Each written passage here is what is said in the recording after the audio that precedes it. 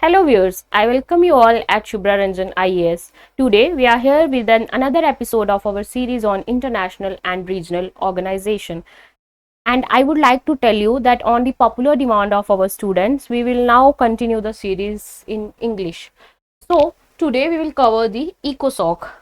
In the previous episodes, we learned about United Nations General Assembly, United Nations Security Council, and I would like to tell you that Security Council is the most important organ of the United Nations, and it is most important from your exam perspective as well.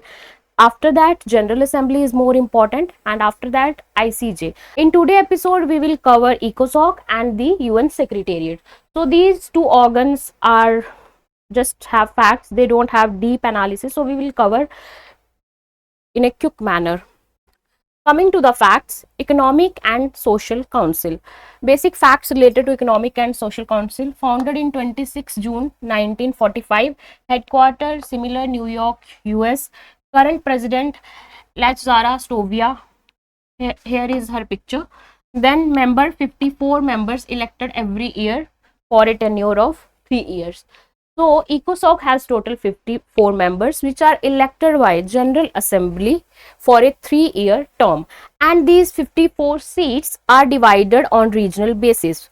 For example, Asia has 11 seats, Africa 14, Eastern Europe 6, Western Europe 13, Latin America and Caribbean 10 seats.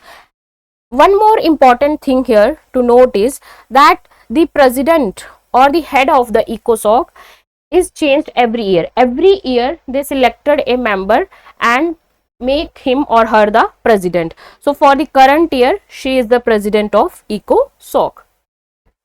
Here is an important fact for you from Indian perspective. The first meeting of the ECOSOC was convened in London from 23rd January to 18 February 1946 under its first president, Sir Ramaswamy Mudaliar. He was an Indian. So this can come as a 1 mark objective in your paper because first ever president of ECOSOC was an Indian. So please do remember this from your exam perspective. The council membership has grown from 18 in 1945. When ECOSOC was founded, it has total 18 members. Then it was increased to 27 in 1965 and finally 54 in 1974, and after 1974 the membership has not increased. I hope it's clear to you all. Moving on to the next slide, role and function of the ECOSOC. Role, why it is important? Because ECOSOC was formed for the betterment of the world, like for uplifting the life of the people, for improving their economic, social condition, for enhancing food values, standards, etc. So first important role of the ECOSOC is coordinate the work of 5 regional missions, 10 functional commissions and 14 UN specialized agencies. What are these agencies? Like WHO, WTO, World Bank, World Health Organization, IMF, Food and Agriculture Organizations and many more. Then receives report from UN funds and programs, issues policies recommendation to the UN system and member states. So whatever is decided in the ECOSOC, they issue the policy and recommendation to the member states so that they can implement in their respective nations.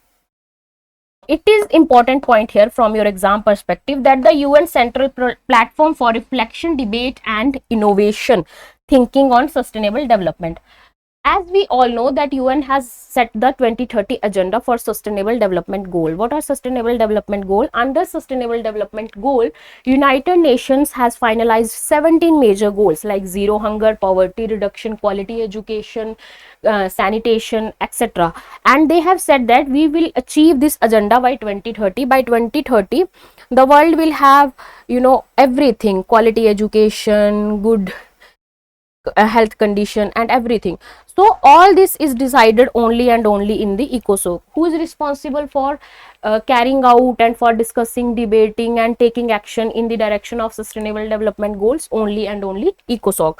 So from this perspective, ECOSOC is an important organization. Then continue, as much as 70% of the work of the UN system is devoted to promoting higher standards of living, full employment, conditions of economic and social progress and development. As I already told you that ECOSOC has dedicated for improving the life of the people. UNSC is responsible for maintaining peace and stability, and Secretariat is responsible for maintaining day-to-day work of the United Nations, and General Assembly discuss every matter which comes under the UN Charter. But ECOSOC, it only works for the betterment of the people. How we can improve the life of people? By providing good education, by giving good health condition, by giving sanitation, good food quality, etc. So all these are looked after only and only by the ECOSOC. So majority of the work, almost 70% of the work of the ECOSOC is carried out by the various agencies, right? The council activities aimed at promoting economic growth of developing countries, supporting human rights, fostering world cooperation to fight poverty and underdevelopment. Same. So basically, to make a world where there is no hunger, no poverty, quality education, everyone is literate, and there is no gender inequality. Everyone is equal, irrespective of their caste, regional, or any other basis. Then important bodies under the preview of the ECOSOC, as I already told you, World Health Organization, it basically looked after the health conditions, health related issues. For example, during the COVID-19 pandemic, WHO play a very critical role, although its role was limited because of the unwillingness of the political powers. Why? Because they were more focused on their nation. They were not concerned about other nations. They just only wanted to protect their nation. So we have seen that WHO could not work properly also during the pandemic, although it play a role. Then International Labour Organization, in the previous episode I told you that the main work of the ILO is to set the principles, to set the basic rules for working conditions, like what should be the minimum pay, what should be the working hours, how should be the environment, and everything related to the labor class is set out by international labor organizations. Those who have appeared in the EPF exam, they have very much know about international labor organization. Then food and agricultural organization, basically to set the standards of the food, what should be the quality and etc., are looked up after by FAO. Then United Nations Children's Fund, UNICEF, it basically look after the growth, development, education, everything related to the children. Then Bretton Woods Twins, World Bank and IMF, it basically looks after the economic conditions. United Nations Educational, Scientific and Cultural Organization, basically UNESCO. So we already know that UNESCO, listed various heritage sites, monuments and all that. In the comment section, please tell us how many UNESCO sites are there in India. Then apart from these, there are various functional and regional commissions, standing committees, ad hoc and expert bodies as well, which give recommendations on various these issues. For example, on children related, they give a new policy, they give a recommendation, or related to economic condition, or how we can make it better. And all these are, there are so many bodies. Not only these, I have just put few here. There are almost 30 plus bodies in total under the ECOSOC. Who is the head of the Secretariat? Secretary General. And you have to tell me here who is the current Secretary General of the United Nations, because in the previous episodes already I have told you so many times who is the current head of the UN and who is he and from where he belongs. I have even shown you the picture of him. UN Charter jo hai, he describes Secretary General as Chief Administrative Officer. So who is the Chief Administrative Officer of the United Nations? Obviously Secretary General. Tenure is 5 years. Here that the current Secretary General is elected for the second term. So it is his second term. Okay, I will tell you the name. Antonio Guterres. She act as a referee. So whenever there is a dispute among states, so he act as a referee. Basically, he negotiate, he mediate and try to resolve the issue in a peaceful manner. Headquarter, New York, United States. International staff working at the headquarter and all over the world. So Secretariat has a very large number of staff. Some of them are work in the UN headquarter in the US, New York, and many of other staff work all over the world, like they have headquarters in Geneva, Nairobi, Bangkok, and so many other states, so they work there as well. Responsible for servicing other organs. So secretariat is responsible for giving help and assistance to other organs and administering the programs and policies laid down by them. So whatever the policies and programs have been decided by other organs of the UN, who is responsible for that, for implementing them, for laid down them? The secretariat. The UN headquarters was designed to serve four major groups. Now the secretariat, it was designed to serve four major groups. Who are they? First is delegations, who represent 193 member states, who send more than 5,000 persons to New York each year for annual sessions of the General Assembly.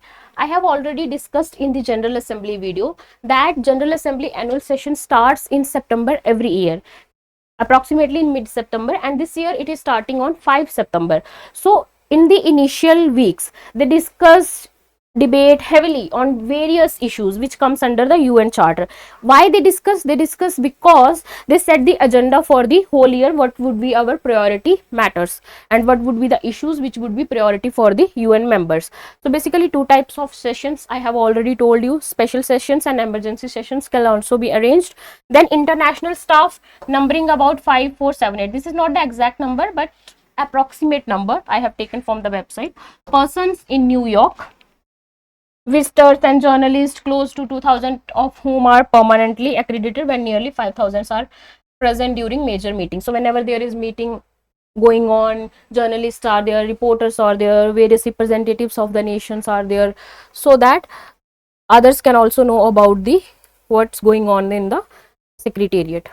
Then role and functions of the secretariat. First is to gather and prepare background information on various problems so that government delegates can study facts and make their recommendations. So they prepare a report on the issue, like complete depth and width, what is the whole matter about, and they give it to the delegates, government delegates who are representing governments there, so that they can discuss and give recommendations according to them to help carry out the day to day work of the UN. So UN का जो रोजमर्रा का काम होता है उसको देखना. Then to organize international conferences. So this can also come as an objective type question, that who organized the international conferences. So basically UN Secretariat, more precise. Then to interpret speeches and translate documents into UN official language. So there are how many UN official languages? 6 official languages: French, Chinese, Russian, English, Spanish, and Arabic. So whenever they are discussing and debating, so everyone don't know every other language. So in the end, their speeches, whatever they have said, discussed, debated, their arguments, everything is translated into the 6 official languages of the United Nations. And who does that? Secretariat does that. Then to keep the public informed about the work of the UN.